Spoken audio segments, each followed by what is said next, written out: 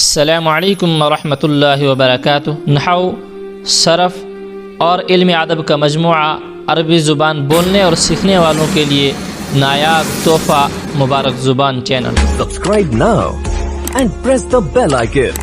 Never miss an update. کل اور پرسوں کے سبق میں جو ہم نے عربی عادات اور عربی گنتی پڑھی تھی وہ عادات تھے جو کہ عربی کے اندر برائے مذکر یعنی مردوں کے لیے استعمال ہوتے ہیں۔ عربی ایک فصیح اور بلیغ زبان ہے، اس میں ہر ایک چیز کے لیے الگ جملہ بولا جاتا ہے۔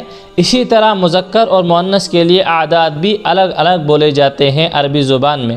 جیسا کہ ہم نے عربی کی فصاحت کو سنا، ایک ایک چیز کے سینکڑوں نام ہوتے ہیں، لیکن اسی طرح گنتی میں بھی فرق ہے، مذکر کے لیے الگ، مؤنث کے لیے الگ استعمال ہوتی ہے۔ ہم نے مذکر کے لیے ایک کے لیے پڑھا، مذکر میں واحدن، دو کے لیے اثنانی، تین کے لیے ثلاثتن، لیکن مؤنث کے اندر ایک کے لیے استعمال ہوتا ہے۔ جب مؤنث کے لیے بولنا ہو تو احدا، دو کے لیے اثنتانی اور تین کے لیے ثلاثن۔ دیکھیے جو تین ثلاثن ہے یہ شکل میں مذکر ہے۔ شکل میں مذکر کا مطلب کیا ہے؟ جیسے ہم نے مذکر کے اندر پڑھا تین کے لیے ثلاثتن، ہم نے مؤنث کی علامتوں میں پڑھا ہے کہ مؤنث کے آخر میں گولتا ہوتا ہے، گویا کہ یہ گولتا مؤنث کی علامت ہے ثلاثتن میں، جو کہ شکل مؤنث ہے۔ جب شکل مؤنث ہو تو برائے مذکر استعمال ہوگا، برائے مذکر، لیکن جب شکل مذکر ہو تو یہ استعمال برائے مؤنث ہوگا۔ استعمال کس کے لیے ہوگا؟ مؤنث۔ شکل مؤنث کی ہوگی تو استعمال مذکر کے لیے ہوگا، شکل مذکر کی ہوگی تو استعمال مؤنث کے لیے ہوگا۔ اسی طرح اربعون، خمسون، ستون، سبعون، ثمانون، تسعون، وہاں پہ تھا تسعتن، ثمانیتن، سبعتن، کس میں؟ مذکر میں، کیونکہ شکل مؤنث کی تھی، یہاں پہ شکل مذکر کی لیکن استعمال مؤنث کا۔ وہاں پہ 10 کے لیے تھا عشرتن، لیکن یہاں پر 10 کے لیے ہے عشرن۔ اسی طرح 11 کے لیے تھا وہاں پر واحدن سے احد عشر، لیکن یہاں پر احدا برقرار رہے گا، احدا عشرت۔ اثنتانی میں صرف نون گرے گا، اثنتا عشرت۔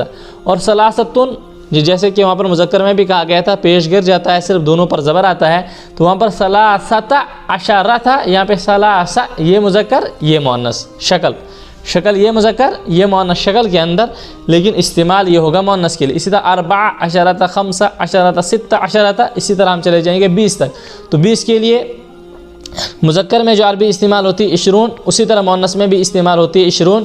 اب 21 کے لیے عربی آتی ہے 21، وہاں پر تھا 21، اثنتان وعشرون، وہاں پر تھا 22، ثلاثۃ وعشرون وہاں پر تھا، اور یہاں پر ہے ثلاث وعشرون۔ اس طرح 24، 25، 26، چلے جائیں گے ہم 29 تک۔ پھر 30 کی عربی ثلاثون، جس طرح مذکر میں اسی طرح، اور اس کے بعد ہم اسی طرح گنتی کریں گے جس طرح ہم نے مذکر میں کی تھی 100 تک۔ 100 کے لیے بھی جس طرح مذکر میں عربی آتی ہے مئتن، اسی طرح مؤنث میں بھی عربی آتی ہے 100 کے لیے مئتن۔